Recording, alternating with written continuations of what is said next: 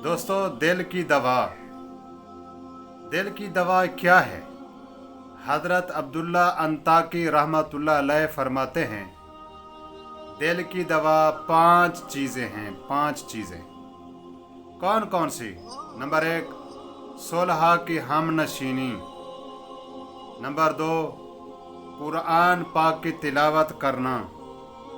Number 3, अपने पेट को हराम चीज़ों से बचाना, हराम से खाली रखना।